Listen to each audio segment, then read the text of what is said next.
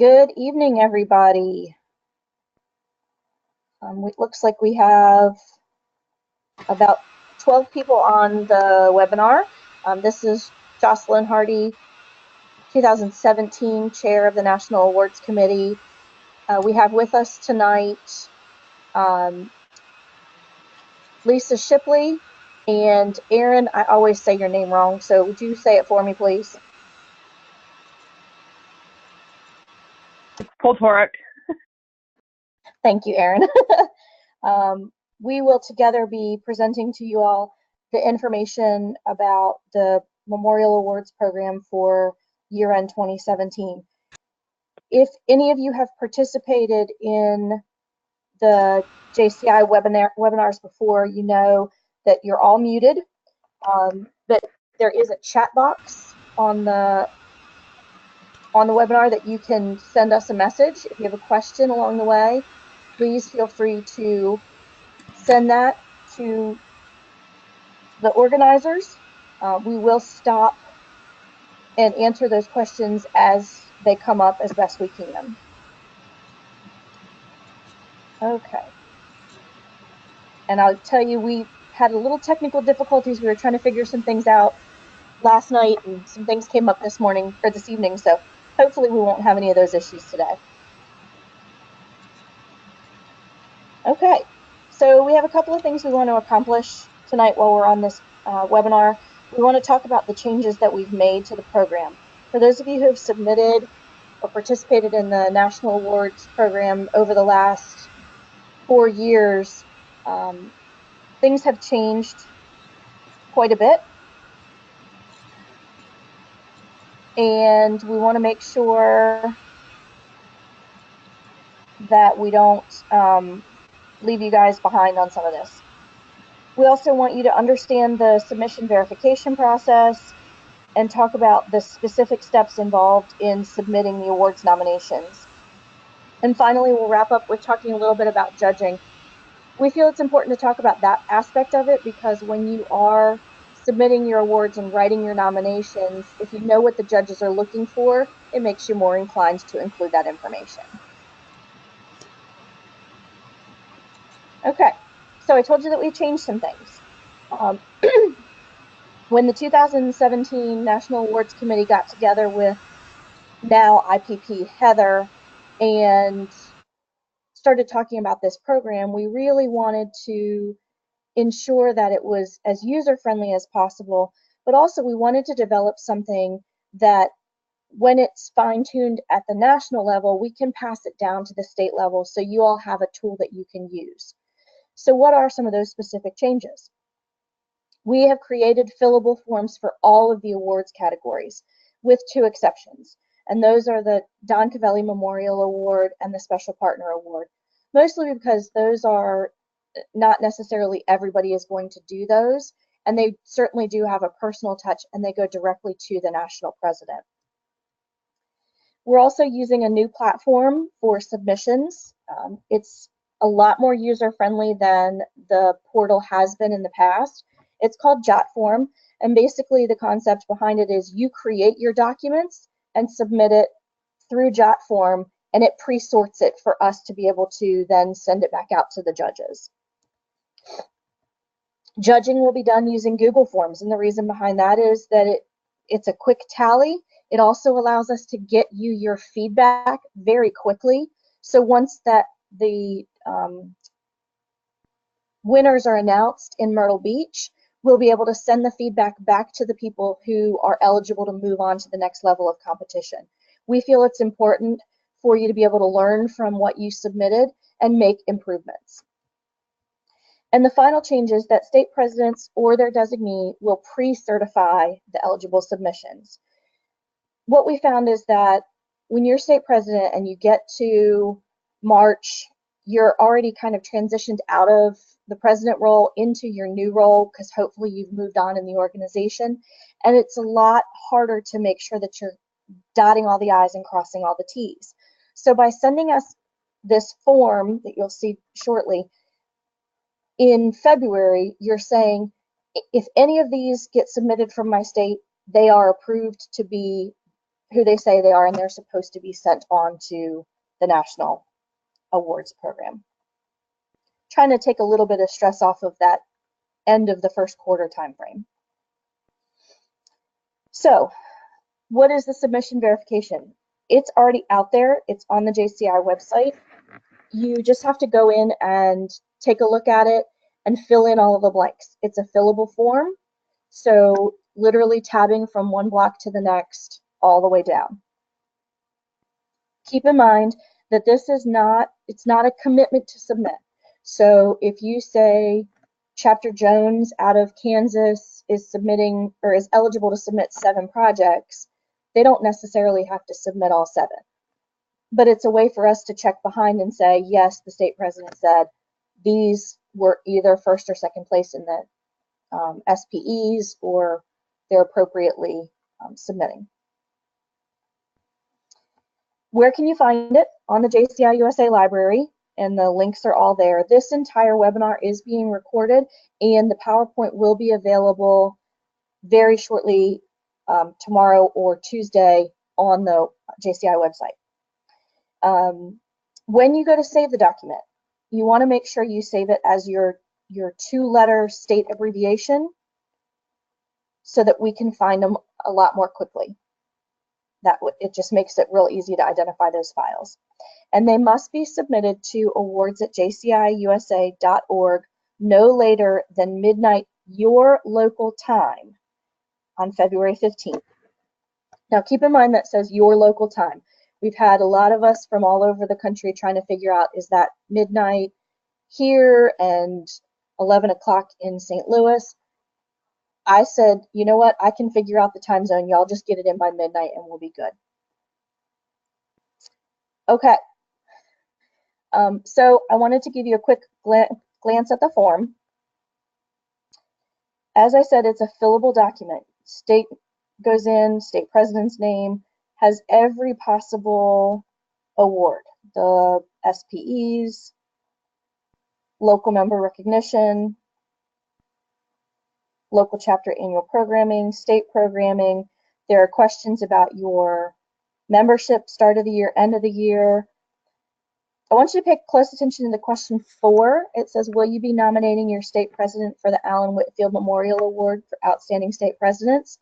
Having been a state president, I know that's a tough one because you don't want to necessarily pat yourself on the back, but realize that you may have people in your state who think you did an awesome job and they're willing to write the nomination for you. So don't say no to that. Say yes. If nobody submits it, it's okay. But if they submit it and we don't know that you've met the requirements, because you've read them, you know what the requirements are. Don't be afraid to say yes, you're going to submit yourself, because we know the awesome work that you state presidents have done in 2017, and we want to be able to read about it and we want to be able to recognize it. There's also a spot here to talk about your members who have recruited at least 50 members, because remember there are special membership awards for 50 and 100 member recruiters. And additionally, any of your chapters that double or triple their membership during the calendar year, you want to make sure you list those as well. It's just a way for us to double check our records, because if you have record that somebody should be recognized and we don't, we can go back and investigate it. And then at the bottom, it's just an attestation to say, yes, this information is correct to the best of my knowledge. A signature, it says signature, it does not have to be your actual signature. You can type your name in, that's perfectly acceptable. Okay. All right, so there are limits to how many things can be submitted. When you looked at that certification form, you would have seen that it had the exact number of blocks that you can possibly have. If you took the time to do every single award, it would be close to 100 submissions. So single project entries, 2 per category. Howard or Marks, your most outstanding local chapter, 8 per state. I'm not going to read this whole thing to you because you will be getting this document. It's available to you. But there are a couple of things we wanted to call to your attention.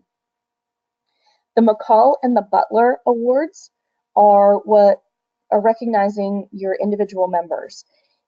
If you have Armbruster and Brownfield competitions running in your state, you may want to consider nominating your Brownfield year-end winner or second place, third place for the Butler Award, and your top 3 Armbruster competitors for the McCall Award.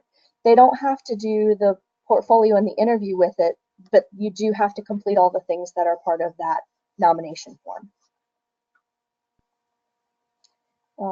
These are the statewide possible awards. Again, I've called to your attention for the Whitfield and Frost. State presidents, you do not have to nominate yourself, but somebody in your state may want to. And finally, youth chapters. For those of you that do have youth chapters in your state, we want to encourage them to participate. It's great to hear what our under age 18 members are doing. And then finally, some of the other awards. The two, the Cavelli and the special partner, like I said, do have to be emailed to IPP Heather and to the awards at JCI USA email addresses for consideration. Okay. I haven't seen any questions pop up in chat. So I'm going to assume there are none and move on. Aaron, it's over to you.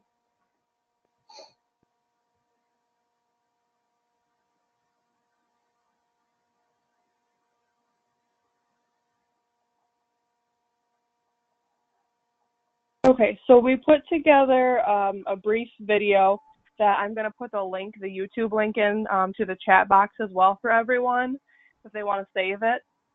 Jocelyn's going to go ahead and play it. It's got some information on the new portal through JOT forms, on where to find the forms on JCI USA website, and then how to actually submit them to the new portal. So Jocelyn, if you want to hit play on that, go right ahead.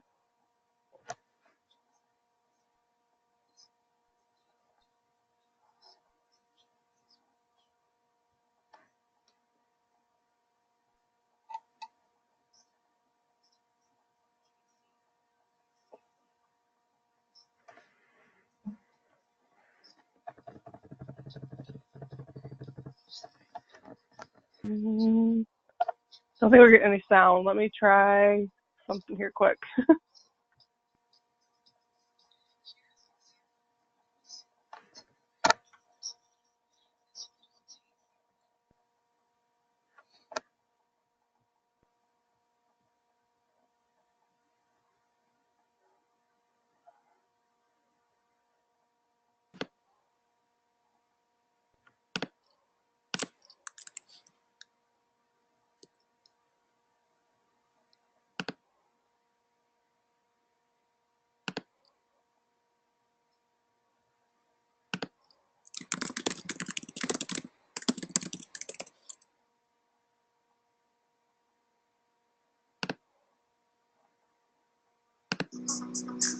Welcome, JCI USA.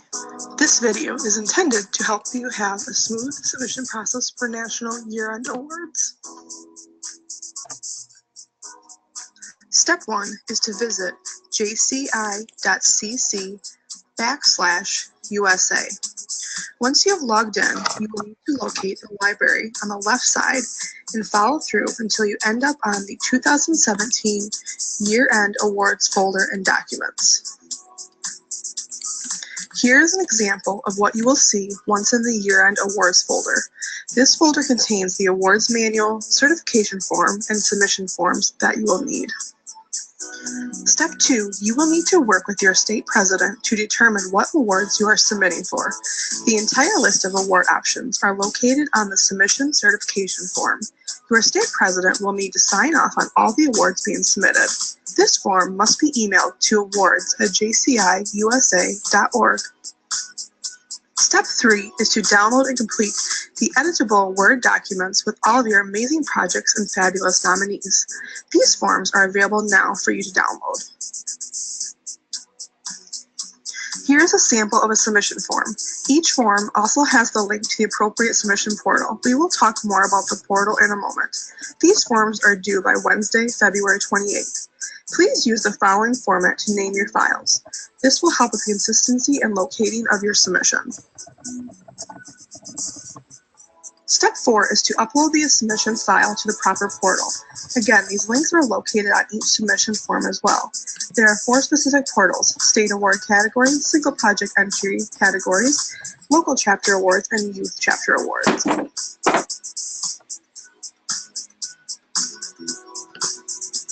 Now let's look at the portal walkthrough. This will be a 4-step process, starting with the contact person's name and then a valid email. In some cases, this may not be the person that is the chair or the nominee, but it should be the person we can contact if we have questions and provide feedback to. You will choose from the category page your award category. This will also indicate the maximum number of submissions you're allowed to submit for that award. Next, you will upload your files. This form will only allow you to submit a Word document or a PDF document.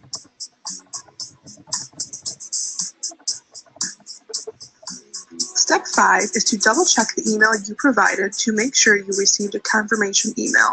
This email confirmation will come from JotForms. Lastly, don't stress. Look at all of your forms in the awards manual now. Email us asap@awards@jciusa.org if you have questions so we can provide you an answer in a timely manner. The awards portal will shut down on February 28th at midnight, your local time zone.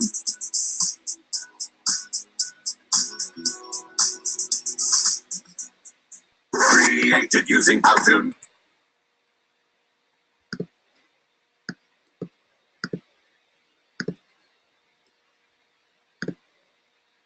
Okay, can you guys hear me? Yes, ma'am. Okay, I'm going to give screen access back over to Jocelyn. Does anyone have any questions? I don't see any questions currently.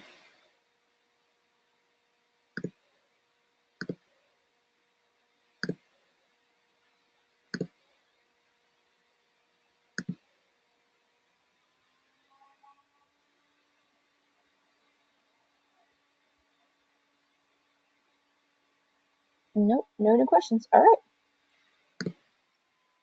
Good. There we go. Sorry. Okay, Lisa. Okay, so now that we have background information as to why we're making these changes and also the general idea as to what's going on with regards to the forms, as Jocelyn made mention earlier, it's important to know a little bit as to what are the judges kind of looking for on their end and how we actually go about selecting the judges.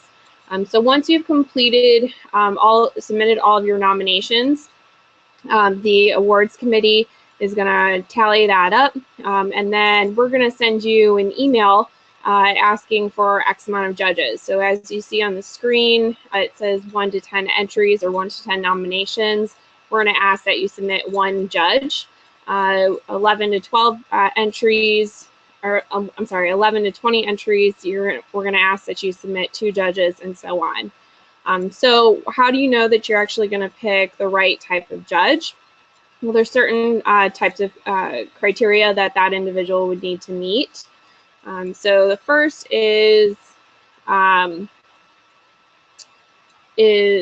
Jocelyn, there you go, is that if the individual had participated as a judge before, you can write down their name again.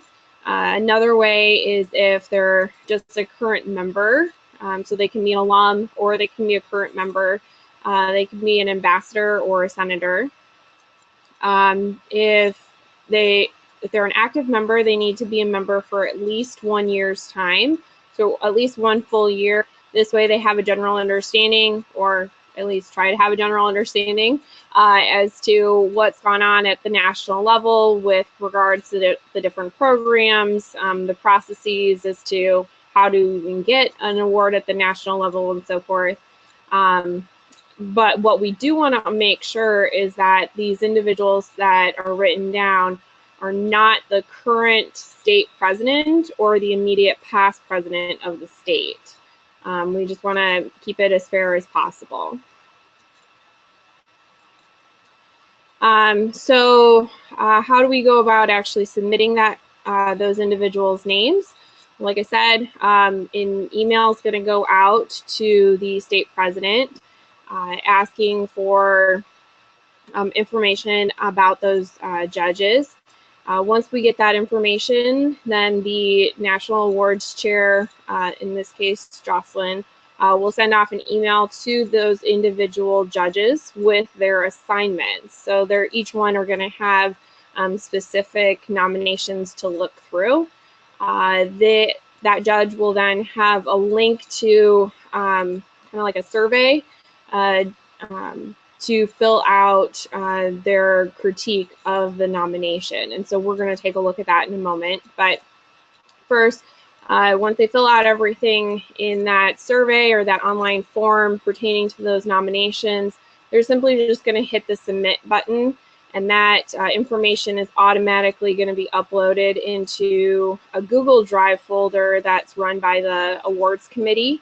And then the committee is just going to double check that we've received everybody's information, make sure that nothing's missing, and that we're able to open and evaluate those nominations. We're going to tally up the totals and then finalize the winners and submit that to the national board. As to what those specific forms look like, they're kind of going to be the same. They're going to be real easy to follow. So first and foremost, the judges are going to put in like the name of the individual. In this case, the example that's being shown to you is pertaining to members and officers. We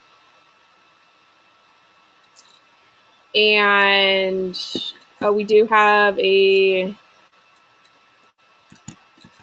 question pertaining to judges. So Krista asked, what do you mean approved by their organization? Can they be aged out if approved by the state?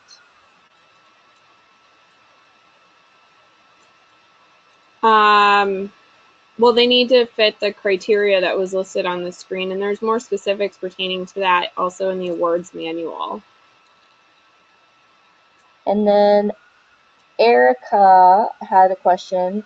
Does the judge have to be attending convention in Myrtle Beach? That's a good question. So attending attending the national conference, Erica, no. As of right now, that is not needing to be a requirement. If they're only able just to provide their service just by submitting forms, that's perfectly okay. On site, we will probably have competitions of some sort, or if there was need for portfolio evaluation or something additional, we might ask to reach out to those individuals again, but there's no absolute need for them to have to go to Myrtle Beach. And then there's one more. Amy's question is, what email will you be using for the state presidents?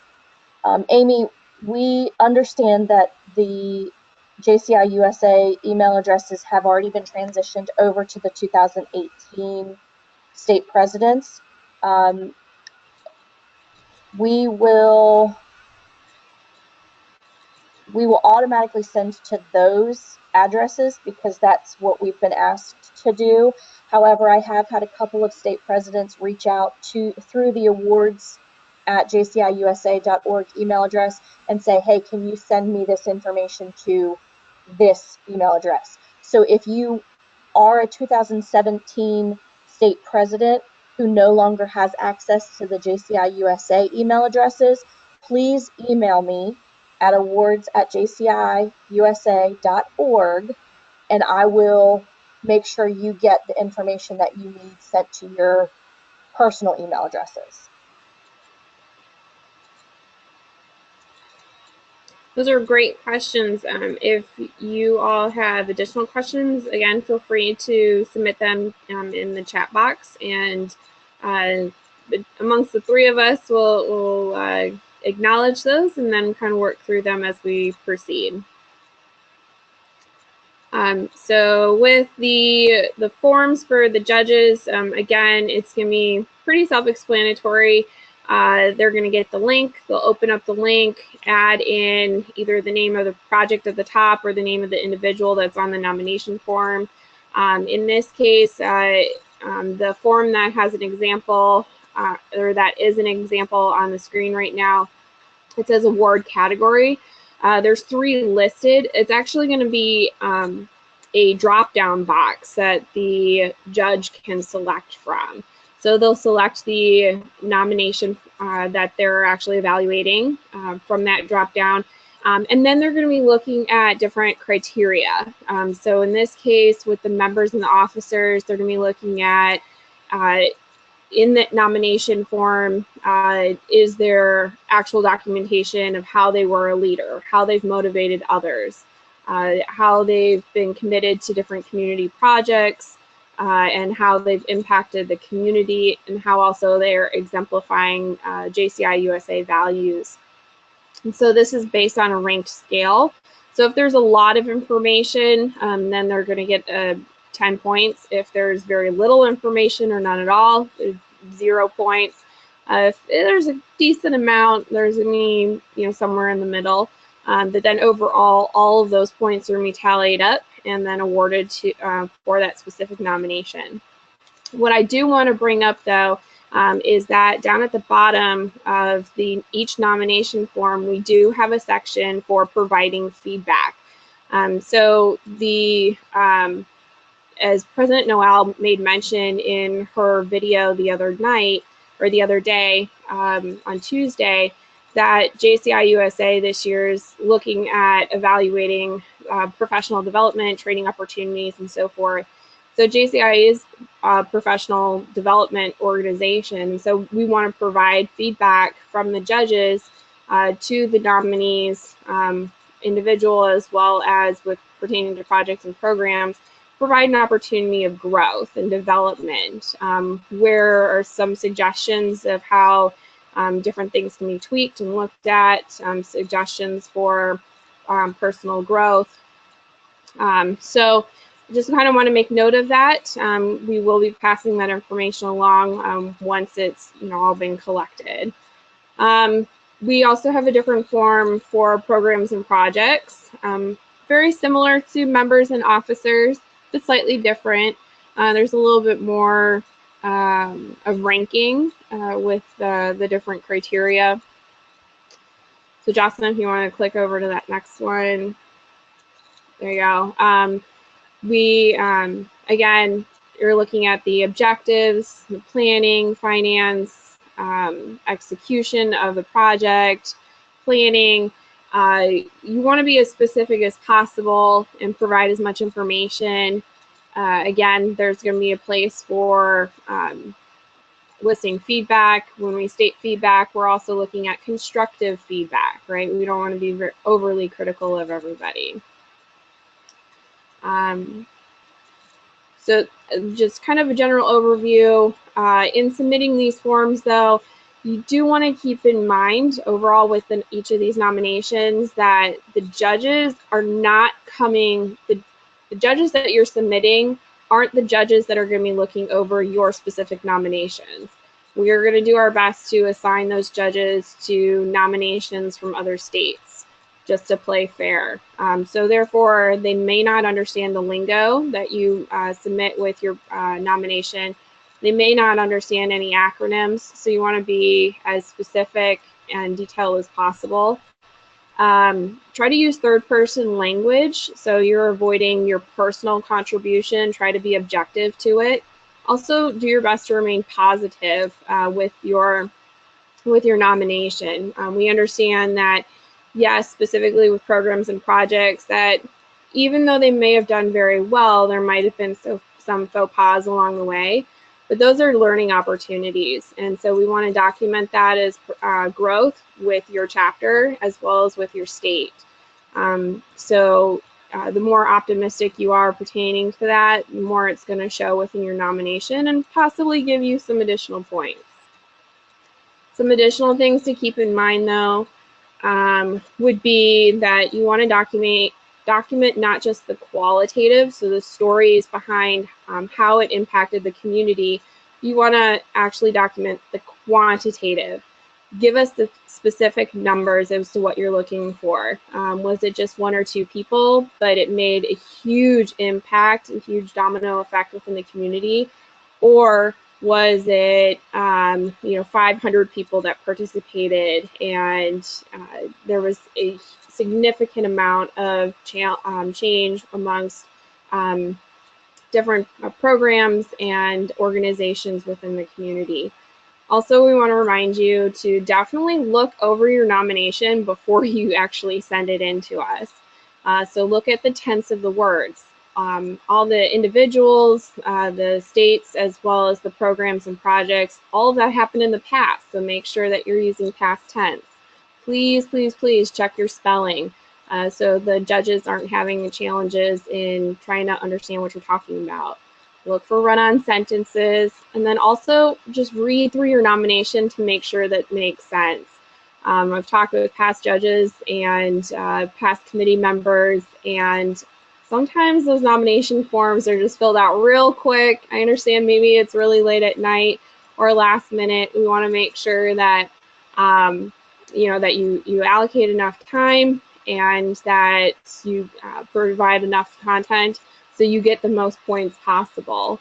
With that, we want to make sure that you try not to wait till the last minute. We know that it's really hard because we're all really busy, but do your best with that. So have maybe 1 or 2 folks actually take a look at it before you submit it.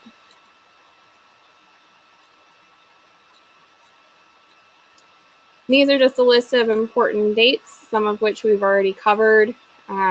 There's the email address in which you need to be submitting stuff for, also important dates pertaining to when the judges will be completing their evaluation, as well as our next national conference.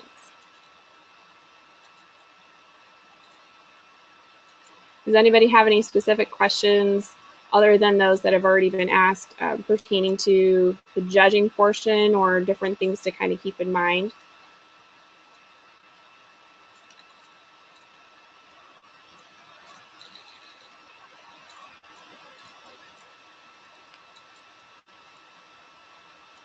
We know we've given you guys a lot of information tonight.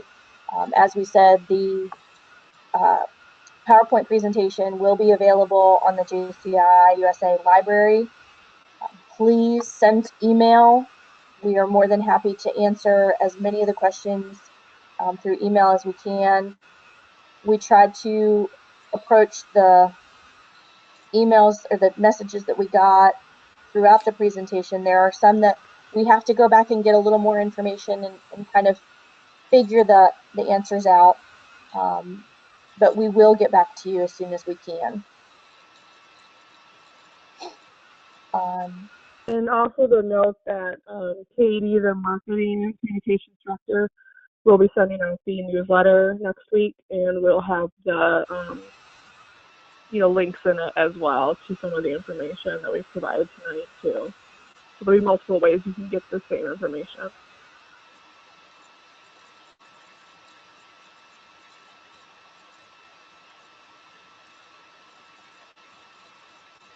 Okay, well, on behalf of the 2017 National Awards Committee, I want to thank you all for your attendance tonight, and we look forward to reading all of your submissions and seeing you all in Myrtle Beach. Y'all have a good evening.